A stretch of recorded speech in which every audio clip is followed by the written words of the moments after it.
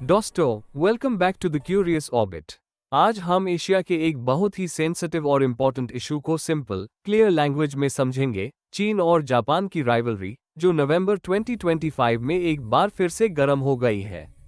इस टेंशन का centre Taiwan है, और आज के वीडियो में हम पूरा मैटर सीधे, आसान पॉइंट्स में ब्रेकडाउन करेंगे।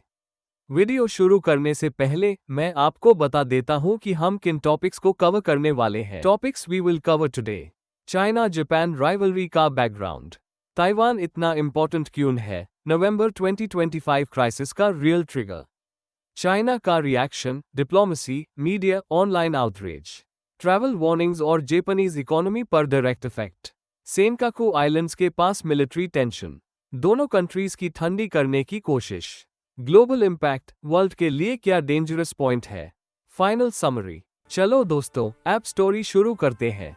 सबसे पहले बैकग्राउंड समझना जरूरी है, क्योंकि चीन और जापान का इशू कोई नया नहीं है। इन दोनों का टेंशन वर्ल्ड वॉर 2 के टाइम से चलता आ रहा है, जब जापान ने चीन के कई रीजन्स पर कब्जा किया था। नैनजिंग मैसेकर जैसे इंसिडेंट्स आज भी चीन के लिए बहुत पेनफुल मेमोरी है, और इसी वजह से ट्रस्ट लेवल कभी स्ट्रांग नहीं हो पाया। इसके ऊपर से एक और पुराना मसाला ऐड हो जाता है, सेनकाकू या डियाओयू आइलैंड्स। जापान कहता है आइलैंड्स उनके हैं, चाइना कहता है आइलैंड्स उनके हैं, इसलिए डेकेड से राइवलरी जिंदा है। ए फ्लैट आगे बढ़ते हैं ताइवान की तरफ, क्योंकि सारी फायर यहीं से स्टार्ट होती है। ताइवान छोटा सा आइलैंड लगता है, लेकिन जियोपॉलिटिक्स में ये एक डायमंड पीस की तरह इंपॉर्टेंट है। चाइना ताइवान को अपना हिस्सा मानता है। जापान के लिए ताइवान सिक्योरिटी शील्ड जैसा है, क्योंकि ताइवान सिर्फ 70 माइल्स दूर है जापान के योनागुनी आइलैंड से। और सबसे बड़ा पॉइंट, ताइवान दुनिया के 60% सेमीकंडक्टर्स बनाता है। फोन्स, लैपटॉप्स, एवकास, एआई सर्वर्स, ऑलमोस्ट सबका चिप ताइवान में बनता है। तो ताइवान में कोई टेंशन होती है, तो जापान का ट्रेड और टेक्नोलॉजी दोनों डेंजर में आ जाते हैं। ए फ्लैट स्टोरी पहुंचती है नवंबर 2025 पर। क्राइसिस तब स्टार्ट हुई जब जापान की नई प्राइम मिनिस्टर सनाई तकेची ने पार्लियामेंट में एक बहुत बोल्ड स्टेटमेंट दिया। उन्होंने कहा कि अगर चाइना ताइवान को ब्लॉकेड या इन्वेड करता है, तो ये जापान के सर्वाइवल के लिए डेंजरस सिचुएशन होगी। सिंपल शब्दों में मतलब ये था कि जापान ताइवान के सपोर्ट में मिलिट्री स्टेप ले सकता है।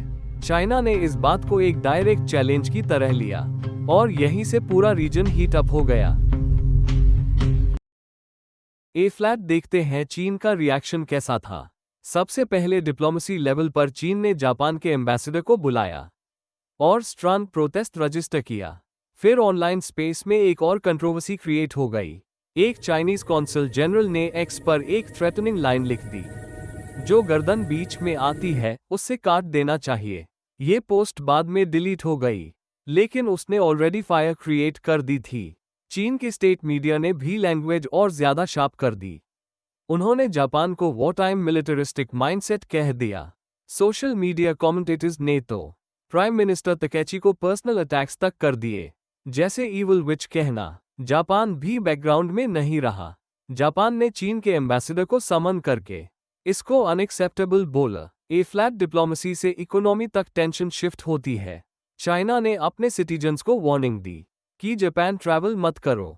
स्टूडेंट्स को भी अलर्ट किया गया। एयरलाइंस ने फ्री कैंसलेशंस शुरू कर दिए। जापान के टूरिज्म और रिटेल सेक्टर को तुरंत झटका लगा। शिसेडो, मित्सुबिशी और टोक्यो डिज्नी जैसे कंपनीज के स्टॉक्स गिर गए, क्योंकि चाइनीज टूरिस्ट जापान के टोटल विजिटर्स का लगभग 20% होते हैं। ए फ्लैट आते हैं सबसे टेंस पॉइंट पर, मिलिट्री मूवमेंट। नवंबर 16 को चीन के coast guard ships Senkaku islands के पास पहुंच गए, और उनमें से कुछ जापानीज वाटर्स में एंटर हो गए। जापान ने सिचुएशन मॉनिटर की, क्लैश अवॉइड किया। ताइवान ने भी रिपोर्ट किया कि चाइनीज ड्रोन्स जापान के क्लोज आइलैंड्स के पास फ्लाई कर रहे थे। रीजन में टेंशन बहुत हाई हो चुकी थी, लेकिन फिर दोनों साइड्स ने टोन थोड़ा सॉफ्ट करना शुरू किया। जापान ने एक सीनियर डिप्लोमेट बीजिंग भेजा, यह क्लैरिफाई करने के लिए कि उनका कोई न्यू अग्रेसिव पॉलिसी शिफ्ट नहीं था। चाइना ने भी लैंग्वेज थोड़ी मेलो कर दी। प्राइम मिनिस्टर तकेची ने स्टांस मेंटेन किया, बट टोन थोड़ी काम हो गई। ए फ्लैट आते हैं वर्ल्ड के पर्सपेक्टिव पर। यह क्राइसिस ग्लोबल लेवल पर डेंजरस इसलिए है क्योंकि ताइवान दुनिया के सेमीकंडक्टर्स का सेंटर है। जापान का ट्रेड ताइवान के रूट से पास होता है। चाइना फॉरेन इंटरफेरेंस टॉलरेट नहीं करता और यूएस जापान का एलाई है।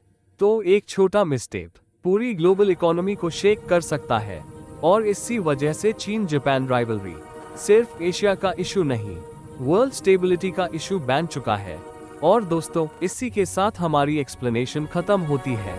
अगर आपको ग्लोबल टेक और geo updates simple clear language में चाहिए तो द क्यूरियस ऑर्बिट को सब्सक्राइब करना मत भूलिएगा।